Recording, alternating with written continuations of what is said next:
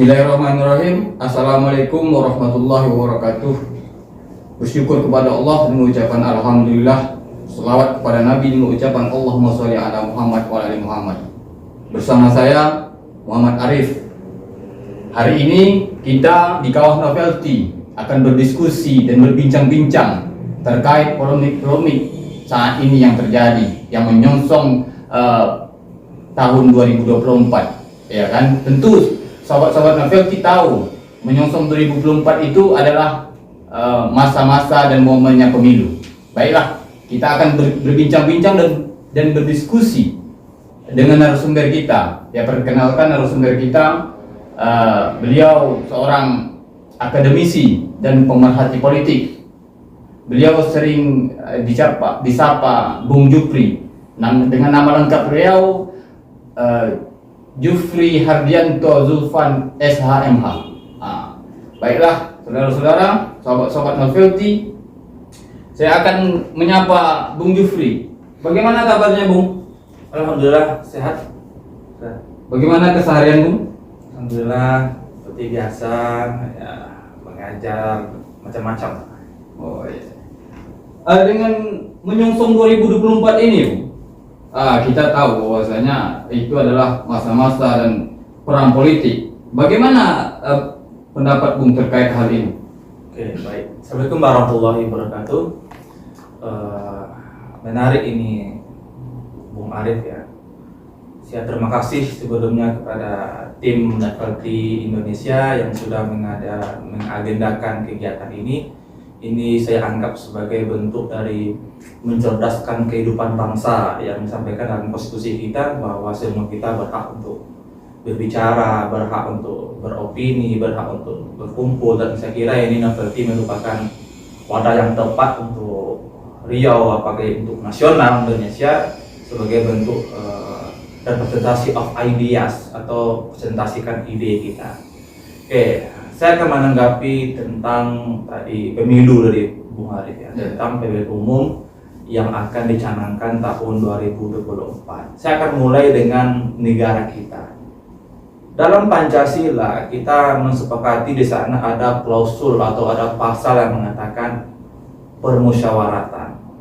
Permusyawaratan ini memiliki konsekuensi bahwa tidak boleh ada otoritarisme di Indonesia ini. Artinya Indonesia bukan milik satu atau dua orang, tapi milik bersama. Namanya disebut dengan demos dan kratos. Arti kata dari demokrasi. Artinya demos dan kratos itu artinya kekuatan di tangan rakyat. Maka salah satu upaya untuk mentafsirkan demos dan kratos itu adalah dengan diselenggarakannya pemilihan umum.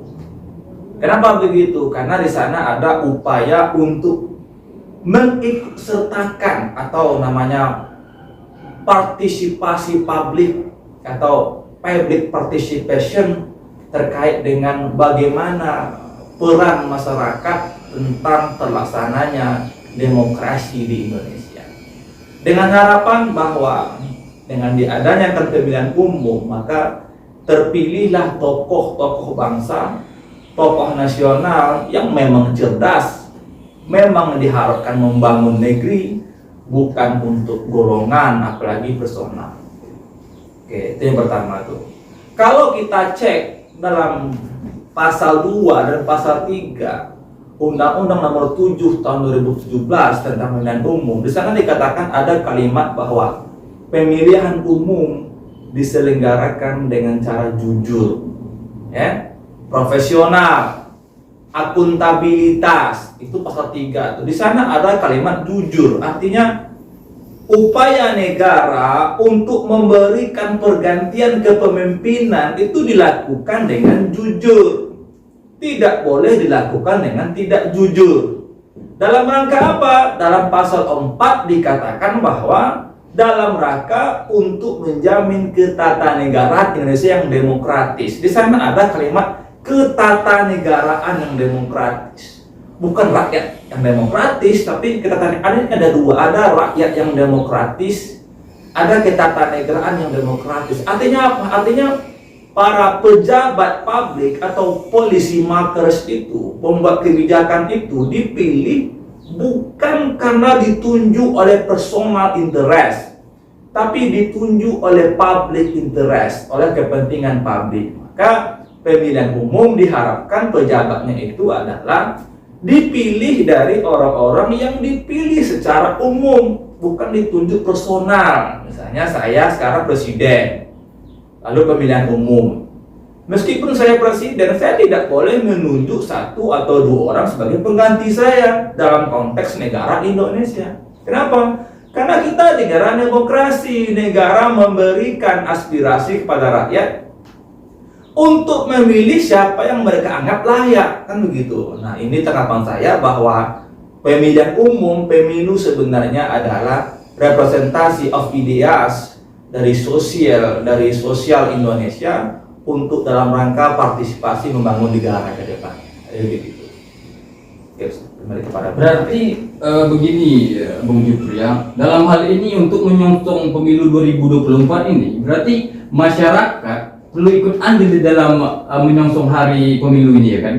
Jadi kira-kira andil masyarakat itu dalam menyongsong 2024 mencerdaskannya ini bagaimana? Tadi kan Bung Jupri bilang harus jujur ini pemilunya, ya kan?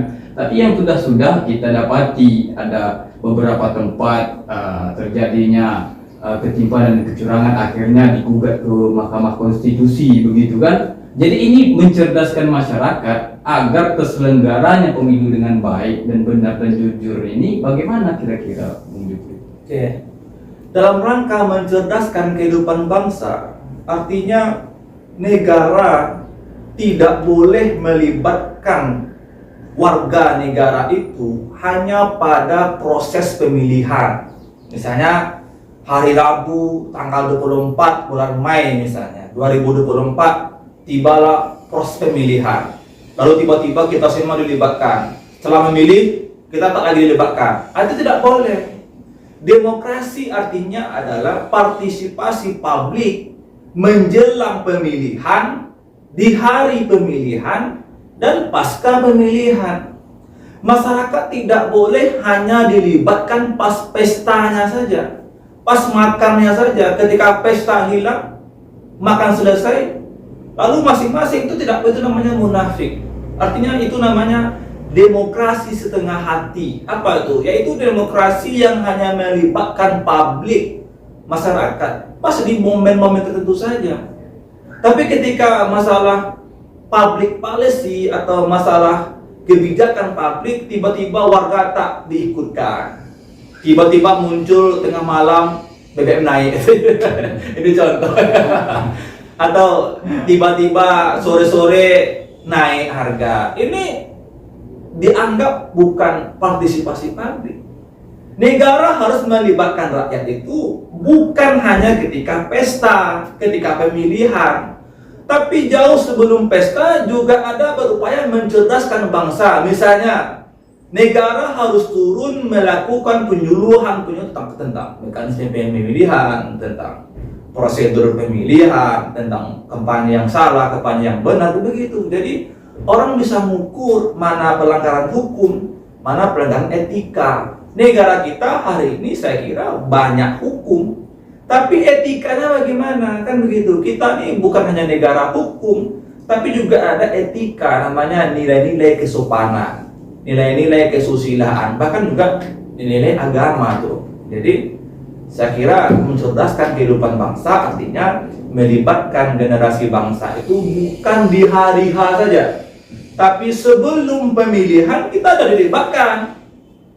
Partai-partai itu sebagai pengusung tokoh politik untuk jadi calon presiden dan wakil presiden harus mendengarkan partisipasi publik, baru dia mengusungkan tokoh.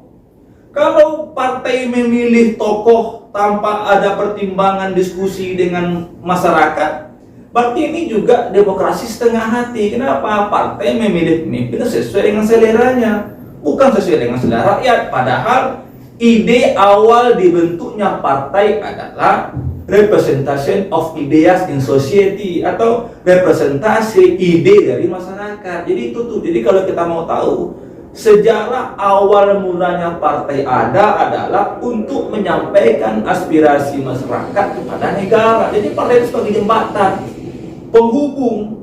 Penghubung tidak boleh ambil sendiri keputusan tanpa adanya masukan, diskusi, tanya jawab dari masyarakat. Kenapa? Karena masyarakat adalah yang berdaulat. Kan begitu. Jadi begitu, Bung Ari. Oh, berarti dapat kita lihat ya dari pernyataan Bung Jupri ini tadi terkait andil masyarakat, ada partisipasi masyarakat di dalam bagian partai tersebut ya gitu kan. Kemudian kalau kita tarik lagi ke sini gitu kan, ke sosial media yang bahwasanya dunia elektronik, sosial media, dunia tulisan apa segala macamnya itu memberitakan terkait tokoh-tokoh yang dieluk-elukan oleh publik, oleh masyarakat begitu. Itu kira-kira ini bentuk pencerdasan kah atau bentuk penampilan publik menunjukkan diri bahwasanya kelayakan diri untuk menyongsong 2024 ini? Kira-kira bagaimana itu, Bung Jupri? Ya, ini menariknya. Hari ini media nasional itu menggaungkan beberapa nama. Misalnya saya sebut saja nih, misalnya Anies Baswedan gitu. Ya, ya. Dari Partai Nasdem tuh menggaungkan. Lalu misalnya Ganjar Pranowo dari partai PDIP atau semacam itulah dari Lurah. Media sosial kan begitu. Saya mengajar di kampus jurusan tata negara atau kebijakan publik, itu ada namanya disebut dengan unofficial partisipan atau aktor-aktor yang mempengaruhi kebijakan publik di luar aktor negara, yaitu media. Media itu merupakan aktor unofficial partisipan atau sebagai tokoh atau orang atau lembaga atau organisasi yang mampu menggiring opini publik di luar pemerintahan. Itu namanya media. Media bisa menjadikan orang bodoh tampak pintar, orang pintar tampak bodoh, kan begitu. Tapi apakah ini dianggap baik? Saya kira hari ini kita semua sudah cerdas. Misalnya media menggaungkan satu nama, misalnya Fulan misalnya. Warga hari ini sudah cerdas, sudah paham dia arti sebuah media. Dia sudah tahu media ini apakah dianggap pro kepada masyarakat atau tidak. Orang sudah tahu semua, orang sudah mengukur hari ini. Artinya partisipasi media hari ini lebih kurang hanya sebagai untuk memberikan informasi. Salah dan benar itu penonton yang menilai. Media tak mampu menilai. Kenapa? Karena semua kita punya otak dan pikiran masing-masing terkait dengan itu. Jadi keberadaan media terkait dengan framing tentang politik pemilu 2024 itu sangat masif, bahkan sangat bagus jika memang itu sebuah positif, tapi sangat bahaya jika itu sebuah negatif, kan begitu ya. Jadi kalau kita lihat ya kan Bung Jupri, dengan penyebutan nama itu kan akhirnya kan kita kembali ke masa lampau, Bung Jupri. Ada pengkotak-kotaan, ada kubu-kubu akhirnya kan. Apakah ini tidak berpengaruh nanti dalam kestabilan keamanan, kemudian cara berinteraksi kita sesama di dalam dunia sosial begitu kan, antara tetangga dengan tetangga bisa berbenturan karena lain pilihan kan. Ini kan bisa menjadi chaos nggak kira-kira Bung Jupri kalau ini akan bermunculan di tahun 2024 ke depan? Oke, itu menarik. Bagaimana dengan potensi adanya chaos, kan begitu? Iya. Potensi chaos akibat berseberangan pemilihan gitu. Kalau saya tokoh yang aja lah, yang B aja lah, jadi tumbuhan gitu. Iya. Saya pikir ini sebuah keniscayaan. Artinya ya potensi ini terjadi itu sangat besar. Toh kita sudah lama itu juga. Partai merupakan salah satu dari representasi kepada rakyat. Jika berbeda pandangan tentang suatu ideologi politik, itu sudah terjadi lama. Dulu namanya Masyumi, ada lagi namanya PNI, itu nasionalis, satu lagi agamis, satu lagi namanya PKI, komunis. Itu sudah ada zaman dahulu. Jadi persinggungan politik itu tak bisa dielakkan, memang sudah begitu. Artinya pemilihan kita, selera kita terhadap seseorang itu tak bisa diarahkan. Ini pun sudah diatur oleh konstitusi kita. Artinya dalam UUD 45 dikatakan bahwa semua kita itu berhak untuk berpendapat, kan begitu, berhak untuk berorganisasi, berhak untuk berbicara, berhak untuk berkelompok. Maka dari semua hak-hak inilah kita semua berhak untuk menentukan sikap. Sekarang masalahnya adalah apakah dengan adanya sikap-sikap ini membuat kita chaos, kan begitu. Nah, ini tergantung kedewasaan kita lagi. Makanya dulu saya sering cerita tuh dengan adik-adik mahasiswa. Ada politikus, ada negarawan. Politikus itu saya anggap tidak paham ya arti sebuah kedewasaan dalam bernegara. Tapi kalau dia seorang negarawan, dia paham arti sebuah politikus. Artinya negarawan itu biasanya dia memiliki jiwa yang lebih dewasa ketimbang politikus. Ini bahasa saya ya. Artinya misalnya saya contohkan dengan Muhammad Nasir. Siapa yang tak kenal dengan Muhammad Nasir? Atau yang kedua saya contohkan dengan Buya Hamka. Yang ketiga misalnya dengan Ustaz Sahril. Siapa yang tak kenal dengan mereka? Mereka semuanya pahlawan Indonesia hari ini. Tapi mereka semua adalah pernah berseberangan ideologi dengan Soekarno. Tapi itu tak membuat mereka dendam. Kenapa? Karena mereka semua negarawan.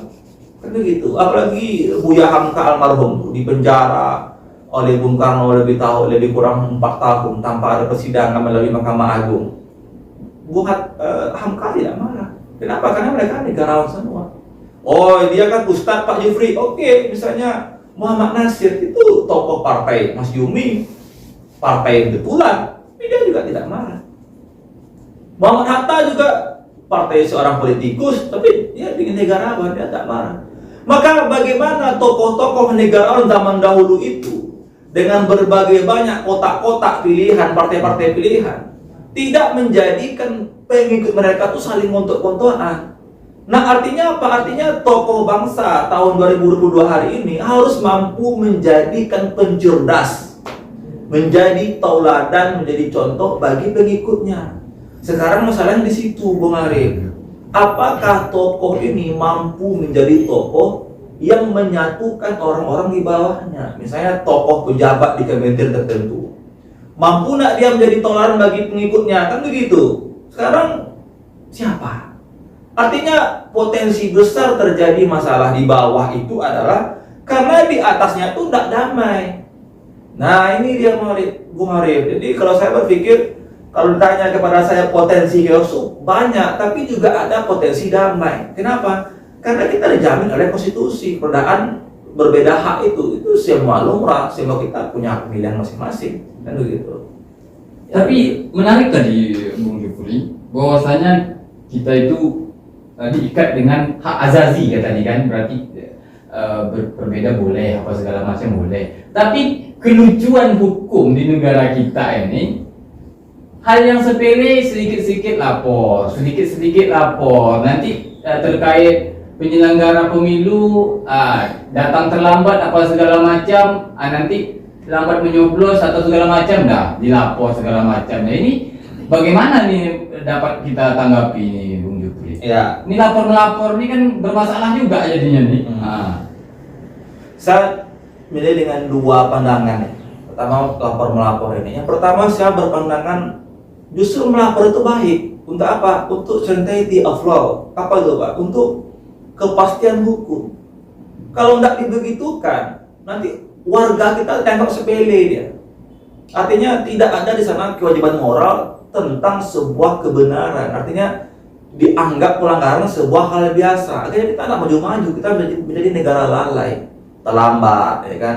Lalu terbiasa menghina. Dianggap menghina tak melanggar. Itu akhirnya kita cemooh sembarangan, menghina sembarangan, terlambat sembarangan. Jadi kalau ada yang nuntut, akhirnya kita lebih disiplin. Itu jawaban yang pertama.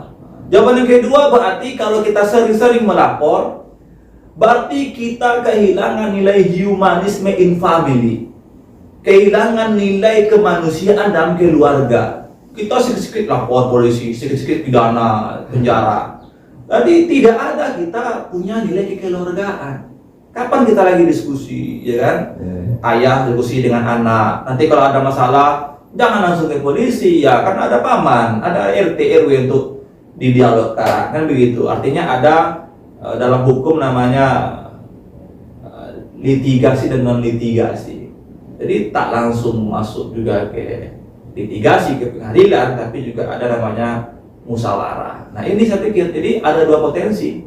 Yang pertama barangkali untuk menegakkan hukum atau kepastian hukum. Yang kedua karena terkikis hari ini nilai-nilai musyawarah di sosial kita, sehingga kalau saya sedikit masalah tak mau memaafkan langsung lapor ke polisi, gitu kan begitu. Oh baik. Tapi ini terakhir Bung Jupri, nampaknya kita udah bercakap-cakap sedemikian panjang gitu kan. Apa namanya, terkait lapor-melapor ini tadi kan, saya pikir ketika ini public figure atau pejabat negara, kira-kira boleh nggak berkampanye atau menyebut indikasi-indikasi seorang tokoh yang pantas untuk menyongsong 2024 ini? Kira-kira bagaimana itu Bung Jupri? Apakah dapat dilaporkan? Apakah ini dianggap pelanggaran atau bagaimana? Ya, langsung saja lah. Misalnya Pak Presiden nih, misalnya Pak Presiden menyebut kategori-kategori misalnya yang lagi viral sekarang tuh, rambut putih misalnya, dan apalah pokoknya seperti itu. Boleh tak? Kan begitu. Kalau kita cek dalam pasal 281 ayat UUD nomor 7, UUD Undang-Undang nomor 7 tahun 2017 tentang pemilihan umum. Di situ dikatakan bahwa tidak ada masalah. Artinya presiden, wakil presiden, menteri dan wakil menteri boleh ikut kampanye politik. Dengan syarat dua. Yang pertama syaratnya adalah cuti dulu, baru boleh ikut kampanye. Artinya kalau dia pejabat negara aktif, cuti dulu dong, kan begitu. Kenapa? Untuk membedakan dia lagi tugas negara atau tidak tugas negara, kan begitu, nggak cuti dulu. Yang kedua adalah tidak menggunakan fasilitas negara, tidak menggunakan gedung negara, tanah negara, bangunan negara atau sebagainya itulah. Artinya tidak menggunakan barang-barang negara. Nah, masalah sekarang adalah apakah dengan menyebutkan identitas seseorang oleh seorang public figure atau tokoh pejabat dianggap kampanye, kan begitu? Saya pikir ini juga butuh penelitian, kan begitu. Oke lah, mungkin panjang pembahasannya itu. Tapi apakah ini dianggap melanggar hukum, kan begitu? Kalau ditanya kepada saya, ini apakah ini melanggar hukum? Saya pikir ini untuk sementara ini saya jawab tak melanggar hukum. Kenapa? Karena di sana tidak ada unsur pidana dan sebagainya. Tapi kalau masalah etika, kan itu ada studi komparatif of law atau studi komparatif of etik. Ada studi perbandingan tentang hukum, ada studi perbandingan tentang etika. Maka etikanya adalah, moral clarity-nya adalah, aneh rasanya ketika presiden mengkampanyekan seseorang. Dia ini presiden dalam konsep negara kita sebagai kepala negara dan kepala pemerintahan. Maka aneh aja rasanya ketika presiden justru sibuk ngurus yang lain. Negara kita lagi susah, BBM lagi naik, harga lagi naik, banjir, musibah gempa bumi di Cianjur, utang negara, gaji guru honor, pengusaha-pengusaha, masalah omnibus law, masalah KUHP, masalah minyak batu bara, masalah lainnya. Itu presiden masih ada hal-hal yang dianggap lebih urgent dibahas ketimbang isu-isu kampanye ini. Maka saya bilang, jadi standar etika tuh saya pikir ini enggak ada etika nih bahasa kutipnya ya. Enggak sesuai etika ketika presiden justru berpidato di depan publik hanya menyampaikan tentang masalah tadi itu, kategori-kategori itu. Ngapain? Kita memilih presiden itu sebagai wakil rakyat untuk menyelesaikan masalah nasional, bukan untuk mengampanyekan orang lain, kan begitu. Saya mungkin teman-teman di luar sana memilih Pak Jokowi itu amanahnya adalah untuk ngurus negara, ngurus pemerintahan, kan begitu. Bukan dipilih untuk ngurus kampanye hitam putih tadi. Ini disorientasi lagi kita jadinya. Artinya sudah salah kerja, orang yang salah kerja tidak berhak untuk digaji. Begitu, karena bos hanya akan menggaji orang yang sesuai dengan pekerjaannya. Siapa yang gaji presiden? Rakyat. Rakyat dong, kan kita yang bayar pajak. Presiden itu digaji dengan pajak kita dong. Negara itu bangun dengan pajak kita. Ya digaji karena uang pajak kita sebagiannya itu. Jadi bos itu rakyat, maka seharusnya tak digaji. Ini bahasa bercandanya gitu ya. Ya. Lalu begini, apa Bung Jupri, biar sahabat-sahabat novelty kita ini tercerdaskan begitu kan, kemudian sahabat-sahabat novelty kita ini paham nanti bagaimana mau memilih pemimpin, karena kita kan tidak hanya memilih pemimpin presiden aja nih 2024, ya kan, daerah juga kita pilih ya kan, DPR RI, DPR ya kan, daerahnya kan kita pilih juga. Kira-kira karakteristik atau tuntunan atau yang perlu yang dilihat itu Bung Jupri, kira-kira karakternya pemimpin itu bagaimana yang perlu dipilih oleh sahabat-sahabat novelty kita? Oke, saya pernah nulis ini di media. Saya tulis tentang cara memilih pemimpin yang baik.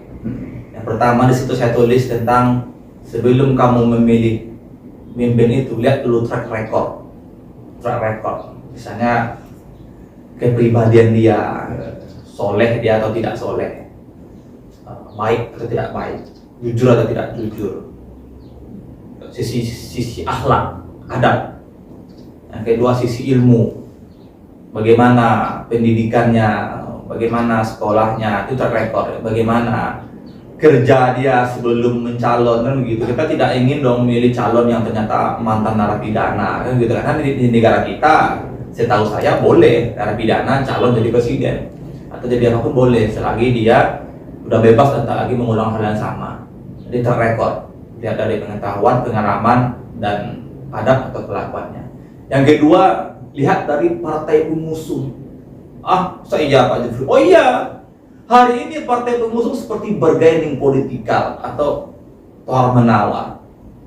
Partai bisa memberikan tawaran yang cerdas kepada sang calon presiden atau tidak cerdas. Itu partai itu begitu. Partai merupakan bargaining sebagai organisasi penawar bagi calon presiden atau wakil presiden untuk menentukan kebijakan. Kenapa? Karena partai itu politik. Dia punya pola pikir, pola visi misi untuk partai dia dan untuk negara. Makanya ketika sang calon itu berasal dari partai yang kita anggap baik misalnya, atau partai yang track recordnya itu memiliki kebersihan dari tingkat korupsi, dia bersih, tidak banyak koruptor, para kadernya, atau kadernya itu orang-orang yang berpendidikan, orang yang sabar, yang ramah, biasa memberikan nasihat atau suka ceramah begitulah, maka ini bagus. Jadi yang pertama track record pribadi dia, yang kedua lihat partai pengusung dia. Ini penting nih partai ini karena nanti dia akan di lingkaran itu. Bagaimana presiden tidak boleh menjadi bawahan partai. Kenapa begitu?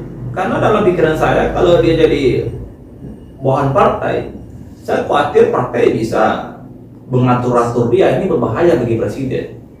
Yang kedua, yang ketiga adalah lihat dari visi dan misinya. Pemimpin itu tidak boleh kosong dari visi misi. Dia harus punya visi misi. Misalnya visi misi dia itu ke depan go internasional. Kalau visi misi dia itu hanya receh, kecil, tidak ada evaluasi ke depan yang lebih besar, ya ngapain? Presiden itu dipilih untuk mencerdaskan kehidupan bangsa, memajukan kesejahteraan sosial. Artinya dia punya otak yang besar, pemahaman yang besar, pengalaman yang besar, serta visi misi yang besar. Jadi tiga itu. Yang pertama, track record dia pribadi tentang perilaku, adab dan ilmu pengalaman kerja dia. Lalu partai pengusung dia, lingkaran dia bekerja. Lalu yang ketiga adalah visi misi dia. Ini penting melihat sejauh mana dia menganalogikan negara ini. Saya kira itu. Oh baik. Begitulah. Saya pikir kalau yang karakter indikator yang Bung Jupri sampaikan, saya pikir sahabat novelty kita itu pasti nangkap lah dia kan, pasti tertanam di benak dia terkait beberapa poin yang disampaikan oleh Bung Jupri tadi. Bagaimana dengan Indonesia yang luas begini, Bung Jupri? Agak terjangkau indikator-indikator tadi ke mereka-mereka ini. Kan banyak tempat-tempat terpencil oleh dari negara-negara kita ini mereka juga ikut serta dalam pemilihan umum, dan mereka pasti kita tidak menutup kemungkinan mereka terbuai dengan tawar-menawar black camping, ya kan? Ini bagaimana nih Bung Jupri menjangkau ini tadi? Oke. Terakhir saya ingin sampaikan bahwa kejangkauan terkait dengan figur yang baik di suatu negara adalah dengan cara terorganisir dengan baik, kan begitu. Bagaimana pusat itu mampu memberikan contoh yang baik dari sisi kebijakan. Jadi kita tidak usah muluk-muluk. Kalau memang kebijakan itu baik, saya kira cepat atau lambat juga akan sampai nanti kepada warga-warga desa. Warga desa itu dia tak butuh komputer, saya kira. Dia tak butuh alat-alat kimia, tapi dia butuh beras, dia butuh rumah sakit, dia butuh sekolah untuk belajar. Jadi saya begitu. Jadi kita ini bukan negara maju, kita ini negara berkembang. Maka buatlah kebijakan sesuai dengan negara berkembang, kan begitu. Maka kalau ada terakhir saya ingin sampaikan, negara harus mampu menjadi bijak, menjadi adil, dan menjadi sama rata terkait dengan kondisi. Sama ratanya kembali dia membagi sama persis, tapi membagi sesuai dengan kebutuhan. Saya kira itu Pak Ritra. Baik, terima kasih Bung Jupri. Saya pikir kita sudahi diskusi dan bincang-bincang ini Bung Jupri, karena udah panjang kita berbincang-bincang. Saya pikir sahabat Novelty juga paham dengan isi apa yang kita bincang-bincang tadi itu kan. Bagi Bung Jupri, terima kasih Ya, kehadirannya. Baiklah sahabat Novelty, begitulah berbincang-bincang kami tadi, diskusi kecil dengan narasumber kita Bung Jupri. Ya kalau lihat ya panggil aja Bung Jupri. Sahabat Novelty, saya Muhammad Arif undur diri. Assalamualaikum warahmatullahi wabarakatuh.